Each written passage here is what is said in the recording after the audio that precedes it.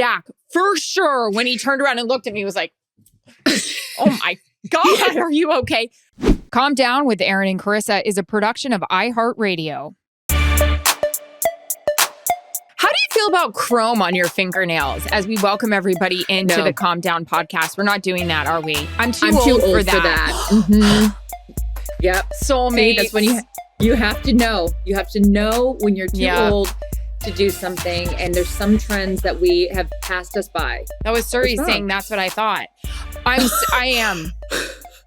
I love when you post like, fun little behind the scenes photos of yourself and people are like, speaking of being too old, wow, she still looks good at 50. Fuck off.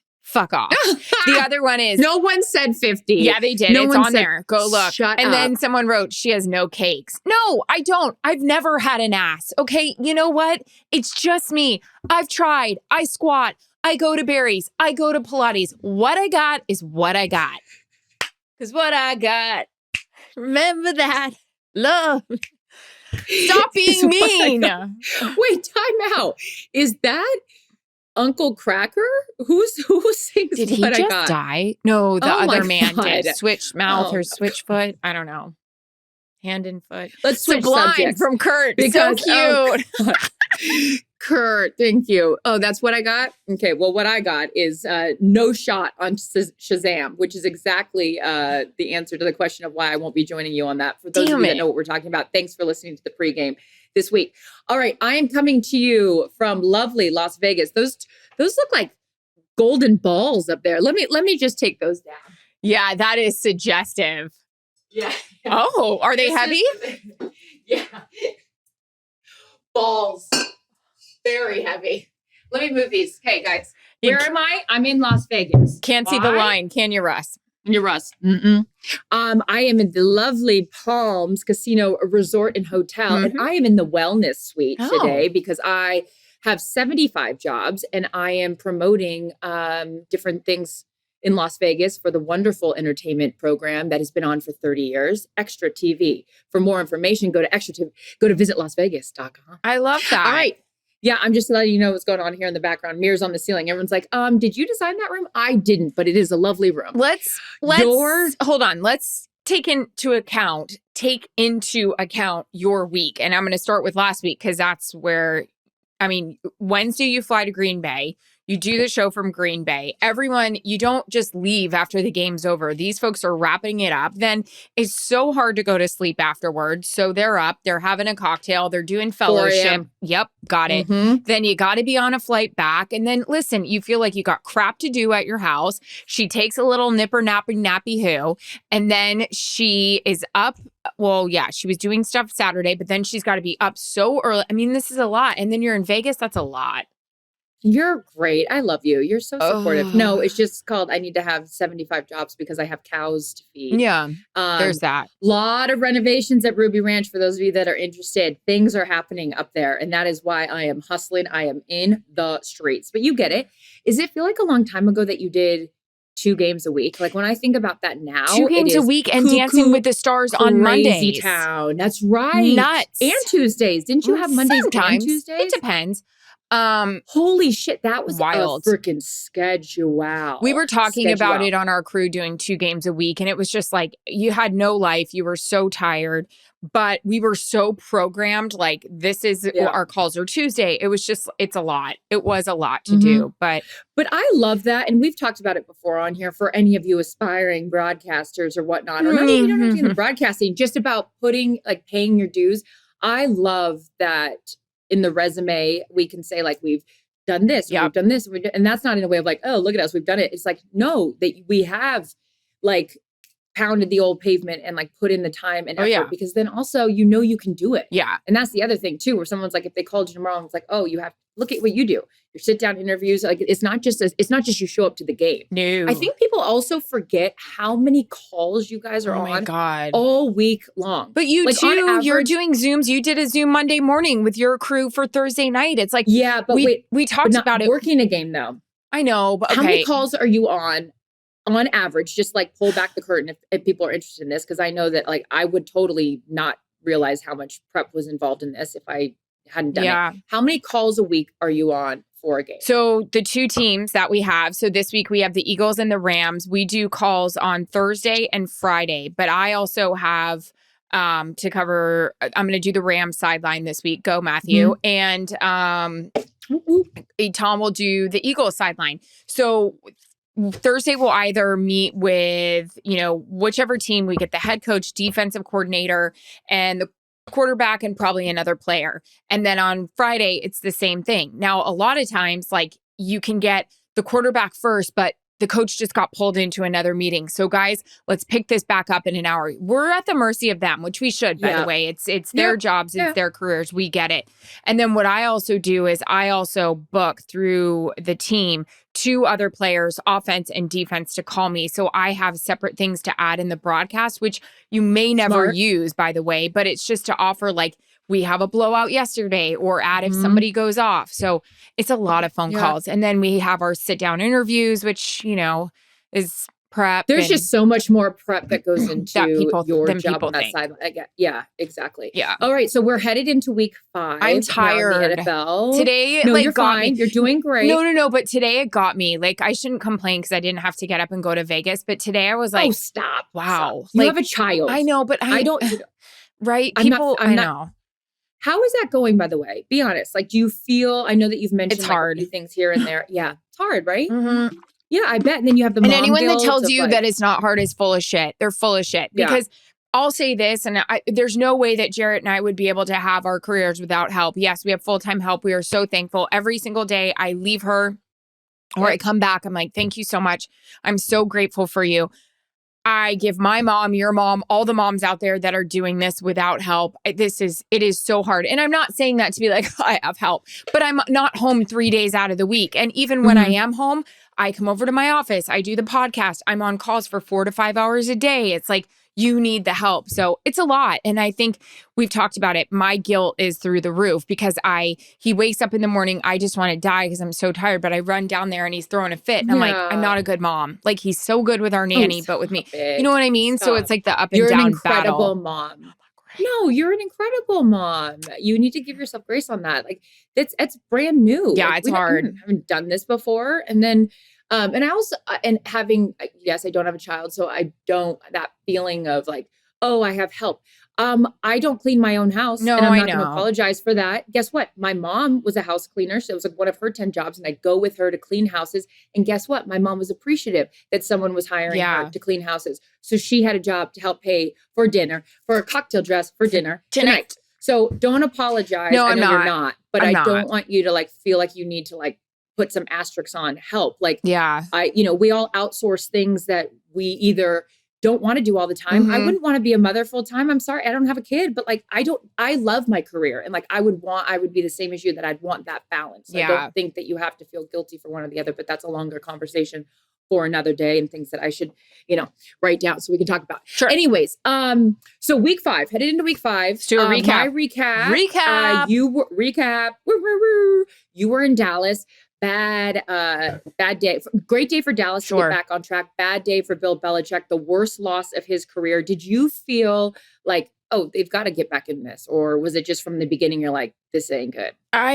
To be honest, I really thought the Patriots were going to win because Coach Belichick was in such a great mood. He was so fantastic on our call. I was like, this guy knows something we're not aware of. I sat down with Mac Jones on Saturday night. Did you tell, wait, sorry to interrupt. Go ahead. Did you tell him that your child's name is Mac? I did. Yes, I did. That was my first time meeting Mac Jones. He just said, oh yeah, I had heard that. And I said, what were your nicknames growing up? Because we do macaroni, but to be really honest, we call him Roni and Rones, which is crazy. We're like, Roni, Rones. And he's like, yeah, no, my parents never called me that. I was like, okay. So Adorable. It was, well, first of all, let's start with pregame. Walking around pregame, and Brian Schottenheimer, he pulls me aside and he goes, hey, I heard you have a really successful podcast. Shotty, you stop it. I mean, stop worrying about your red zone efficiency or, just thanks so much. I was like, who told you that? And then you actually mentioned it to me. So I think we should manifest this much like we manifested Taylor and Travis. Micah Parsons, we would love to have you on the podcast. I actually wanted to tell him that pregame, but I didn't run into him. Micah, please. Okay, so Micah Parsons, for anyone that doesn't know, is a freaking beast. Yeah. This defensive player that basically can play any position on didn't defense. Come off the field yesterday when his knee was tweaked and he had an ankle. Get off the field. Come sit down. Well, like, and when you're doing your report, everyone's like, ooh, this thing. I mean, it's like the collective, like, gasp from, Dallas Cowboys fans. Like, this is, it's the quarterback of your defense. Like, you do not want this guy to go down for so many different reasons. But he's like, I mean, he's a badass. He's all these things. But when I heard him on the podcast, when he was making in that clip about him and Travis and Taylor, I was like, he's adorable. Adorable. Like, great personality, so fun. Like, not really, because I've only done one thing with him before, like this EA event. And I don't know, he wasn't like the same as when he was on the podcast. So here, Micah Parsons, please come on our wonderful podcast, Calm Down, because we can't calm down about how adorable you are. So words not often used to describe Micah Parsons. Micah Parsons, adorable. Especially if you are the Patriots offense. So that was kind of surprising to me that it was that big of a blowout. Again, the biggest loss of Bill Belichick's career and head coaching career, and that spanned 23 years. So that's, or since he's gotten to the Patriots, I should say.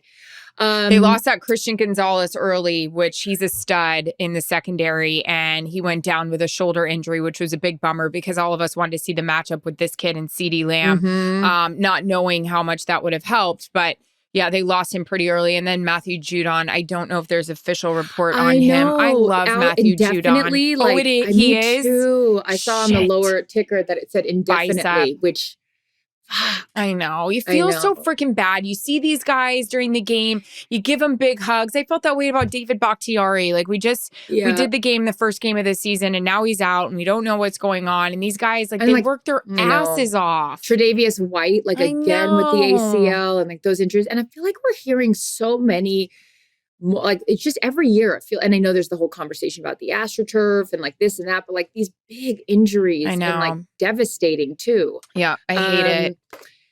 Okay, so we only have 2 undefeated teams now, the Eagles and San Francisco. San Francisco, Jeez. I know that we joked about it before we jumped on here. Every time I did a highlight into your guys' score game, again? Did anyone check? McCaffrey. Yeah, Christian McCaffrey, 4 touchdowns. Good and I thought they were going to give it to him on the next one, and then they gave it to Kyle Juszczyk. He didn't get in the end zone, and then it ended up being Brock Purdy on like some quarterback sneak or something.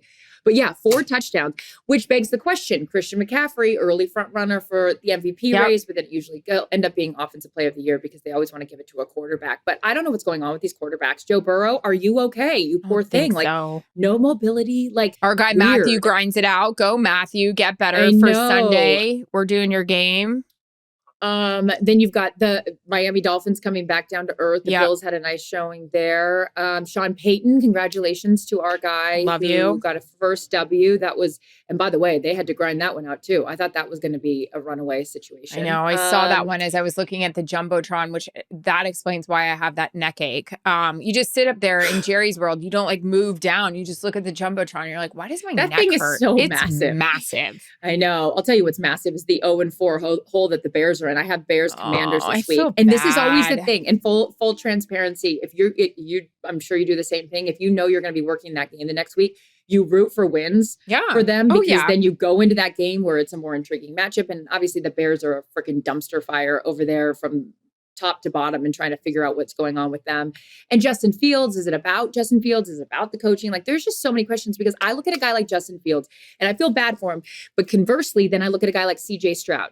This young man has come in and just the leadership that he's shown, he hasn't yet to throw an interception.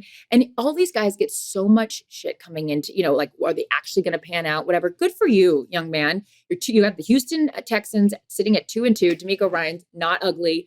I'm happy for them. I'm happy for him. And I hope that like he continues to have success because then you look at a guy like Bryce Young who's coming in and struggling. Like it's not easy. So Justin Fields has yet to literally find his footing. And I don't know if that's a Justin Fields thing or if it's a whole organizational thing and not putting pieces around him. This is one thing people don't understand when we're working these games. First of all, I think it's a tad different. You don't have to be married to a professional athlete, you're friends with them, so you get it. You start feeling bad when the Bears are 0-4 and you're just like, I feel so bad for their family. It's like, They this go just home. sucks. It sucks and it affects everything. And I'll tell you, when there was that moment, it was before, where the hell were we? Oh, it was the Taylor Swift game, KC. We actually met with Justin after that whole thing, after the press conference where he said coaching, and we had to talk to him. And I'm going to tell you what, he was so lovely and so fantastic to get on a conference call with us. And he just was like, this is how it is. This is how I feel. He was so stand up about the whole thing. Greg was really fantastic with him because Greg played with Cam Newton, and Justin looks up to Cam Newton, and it was just very personable, and it was so wonderful. And I was so proud of that kid for getting on and talking to us. So I felt bad about yesterday as well. On the other side of things, CJ Stroud, I only got to, meet him once, and that was during our preseason game this year. And we walked away meeting that kid thinking he is so lovely. Already knew how fantastic Coach Ryans was from doing so many 49ers games. Just a little, thing that we pick up on. We do these conference calls with these teams. CJ Stroud doesn't know me. Like, he knows Greg, because obviously Greg played. He gets on the call and he's like, we're like, hey CJ, nice to meet you. Congratulations on everything. And he's like, hey Greg, I just wanted to thank you that one time you came and spoke to the Ohio State Buckeyes back in whatever. He goes, I never forgot what you told me. I think about it all the time. And then I'm just like side texting start crying. Kevin and Greg. I know. I'm like, I'm obsessed with CJ Stroud. Sweet. But you can just tell Dak, the very first time we met Dak, I was with Troy Aikman, and Dak walked over to Troy and was just like, it is an absolute honor to meet you. I'm not saying you have to kiss the ring, but just acknowledge it was really, really special. And that's when you can just separate guys like that. And you also cheer for them. You root for them. They're real people. Yeah, absolutely. And this is different, but the same. I was last night watching that Sunday night game, and I was texting with Tarico after the game was over, because they get the Dallas San Francisco game next week. And I was like, what a great matchup. And then Michaels and I were texting, and I sat there for a second, and this isn't any way of oh, you're name dropping. No, I'm not name dropping. I always wanted to be a sports reporter. Always wanted sports broadcasting was what I wanted to do. And I was thinking how fortunate I am now, this far into my career, to have those people as allies, as friends, and all that stuff. And I was probably the same way in sports, when you get to play with someone, or you get to actually pay off that childhood dream of doing something. Chris Berman to this day still texts me at the beginning of the season and says have a great football season. You're the reason that I wanted to get into this. So anyways, the tangent is just about being grateful for our jobs, but then also it's a great point by you. These are people, and I never call for coaches' jobs. And that's why I could never be on any of these debate shows where you're just ripping people apart. And that's fine. And that's a skill set all of its own. And kudos to people that make their living doing that. I just can't do that, because it was even awkward when Fitz called Jared Goff a poor man's Matt Ryan. And he called him out. It was awesome. I know. But and Ryan Fitzpatrick is the kindest soul on the planet. I know he's not saying it vindictively or in a rude way. But then Jared Goff coming back, for those of you guys that didn't see this or follow sports, Jared Goff, the quarterback of the Lions, comes up to our set after a great win for them, a great win for that organization, going in Lambeau. This has been, Aiden Hutchinson said it. He's I grew up in Michigan, watching Aaron Rodgers beat our asses, so and to come into Lambeau and have this shift in the NFC North. But anyways, Jared Goff heard what Ryan Fitzpatrick had said about him during the pregame. And I also like that bravado from Jared Goff. This is Jared Goff 2.0. He gets let go from the Rams after taking them to a Super Bowl. He's kind of and look, it's everything happens for a reason. Matthew comes in, they win a Super Bowl, but I'm happy for Jared Goff to have this second chapter of his career. And his parents were there, and they couldn't be more lovely. But anyways, what were we talking about? I don't know. The tangent is just about sports is what we do for a living, but people is why we're in it. Yeah. So, and always, again, a constant thing. We are so grateful for their time. Is this eye makeup? Yes. Because they don't have much of it, and they're lovely. And if you guys have time, please visit the Palms. Oh, I love that. Okay. Well, I'll tell you what I had time for. So on our pregame show, I talked about I gave myself a good infection. And this is why it is always nice to have a friend who is a doctor, so I can call and be my words to her were, oh no. And she wrote, and I realized I had a whole description to do. Oh no. No. That was me this morning. I was in the middle of writing what happened and she wrote, oh God, what? Where are you? And I was like, well, there's a picture coming. So this week, I mean, I feel like every week I have massive acne issues. It's amazing. But I had one and I still have one right above my lip. It's fine. I FaceTime you a few times and showed you my bullet hole. It was good. It's fine. It's really, really, the infection is down there. Like it's a deep, dark. How long have we been working with this one? This has only been a week. So I thought we would be great leading up to the game. And, it was very much so. I'm on the treadmill at Barry's and they do the red light. So you can really see what's fucking coming. Like, here's a preview for week 5. Well, I'll tell you what's coming is me falling off that treadmill because it's so dark in there. I don't know where my footing is. Like, oh my God, I literally have fallen off of that fucking treadmill. That's so scary. Before. That's scary. When they're telling you to ramp it up to 10, I said, I'm not ready for it yet. And then I'm like trying to keep up. You're ready for it. So anyways, I had seen like every time they do the red light and you're supposed to be looking amazing and I'm never really getting that. I'm like, is your armpit supposed to look like a vagina? What's going on?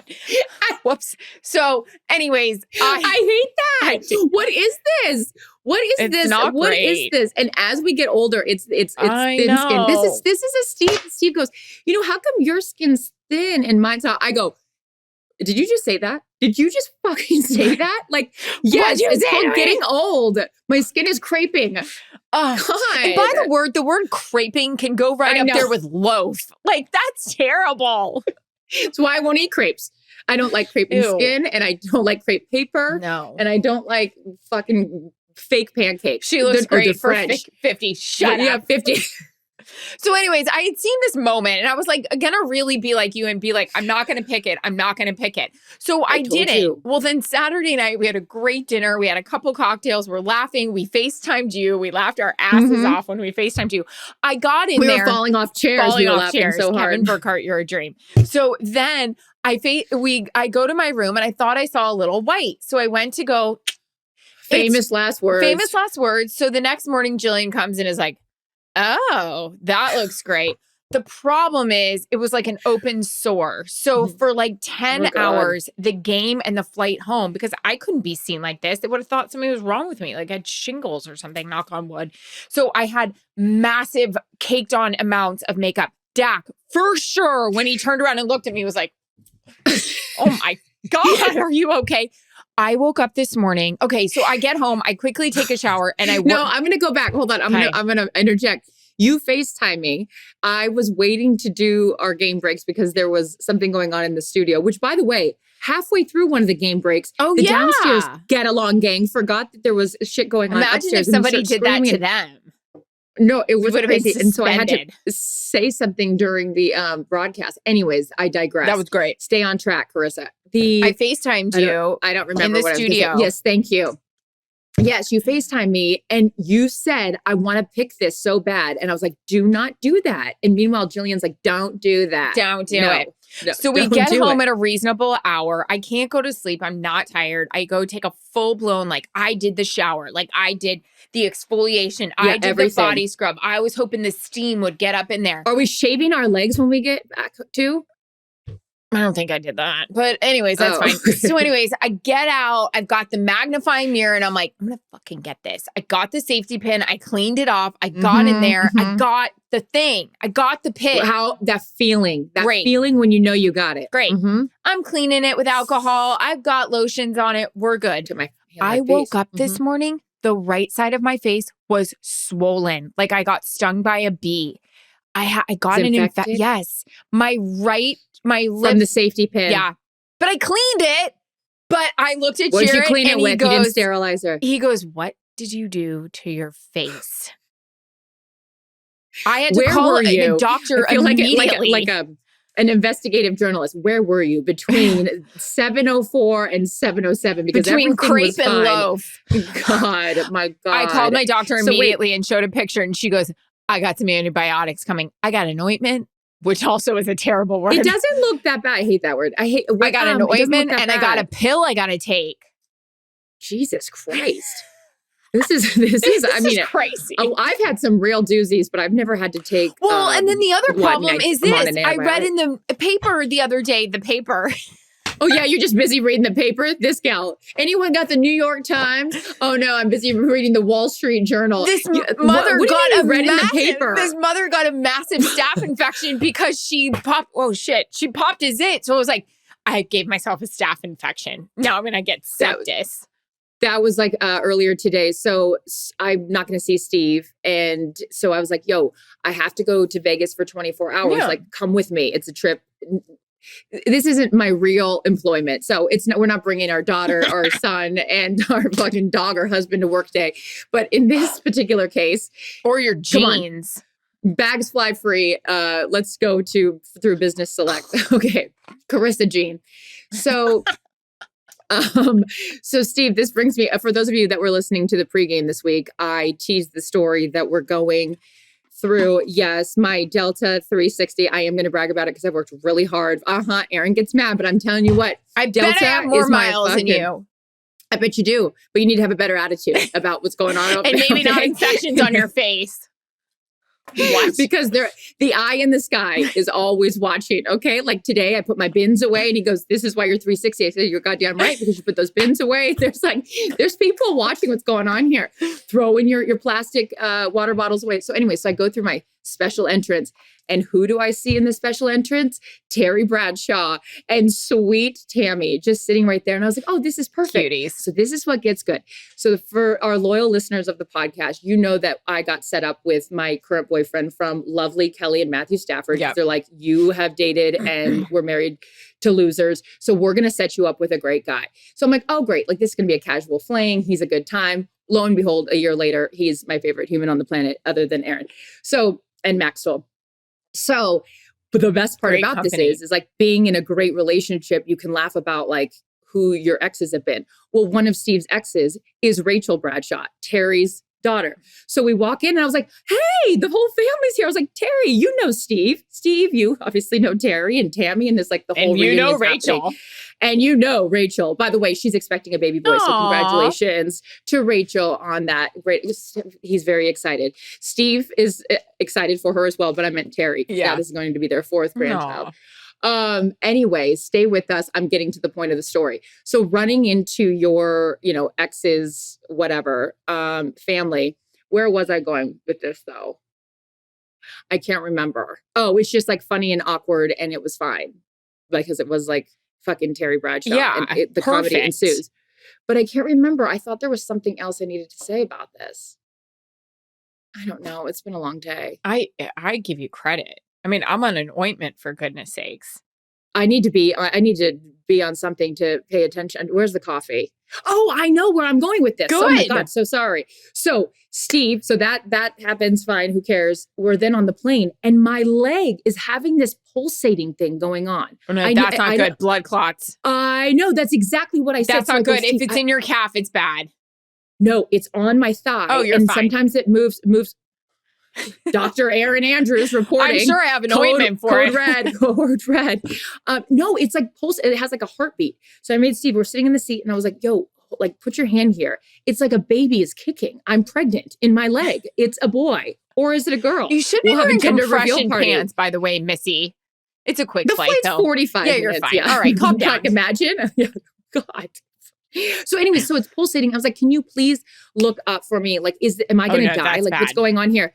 And so this is classic Steve. He goes, it could be dehydration or death. And I'm like, yeah, somewhere in between. Can somebody help me diagnose why I have this constant pulsating in my leg? And sometimes it jumps around from one leg to the other leg. And it's not a good thing. So that's why I'm hydrating.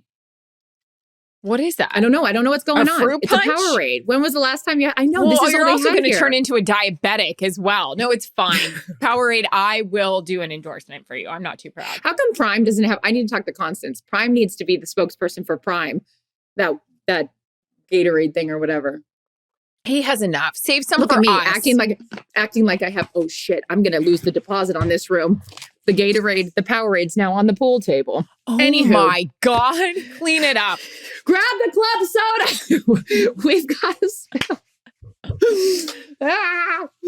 Oh my God. That was like the time I peed my pants when I was in Indianapolis. I peed the bed because I was so drunk. This was like a Super Bowl and I was really having like a bad few years of my life. You wouldn't talk to me at that point. You're such a loser. And I woke up in the morning and I was like, oh my God, I peed the bed. So then I called downstairs and I pretended like the bed was all wet. I was like, I don't know what happened here. There's like a leak in the roof. I was like, the bed is all wet. It's me peeing the bed. Yeah, I'm sure they couldn't smell it and figure it out.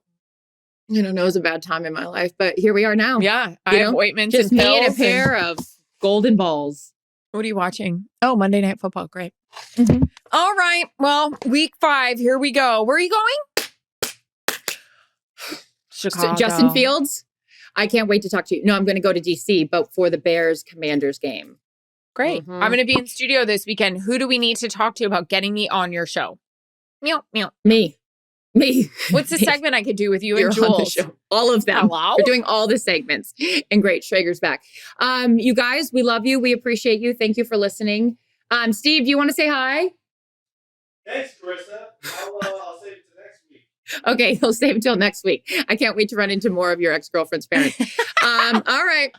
Questions, comments, and concerns. If anyone DM has an us, idea what's wrong with her thigh, let us know. I know. Pole sitting. I have a video. I took a video of it. I'll put it up. Yeah, exactly. Love you. And I hope that your infection doesn't spread to the rest of your body. Oh my God, you're horrible. Don't manifest that. We just manifest relationships and having Micah Parsons on our show. Come on. Adorable. Number 11. Oh, also, number 11 in your program, number 1 in your heart. Todd McClellan's wife, the head coach of the Los Angeles Kings. Apparently, Todd McClellan's wife, big fan of the Big Show. Oh, big fan of the Big Show. I gotta go pay my bills.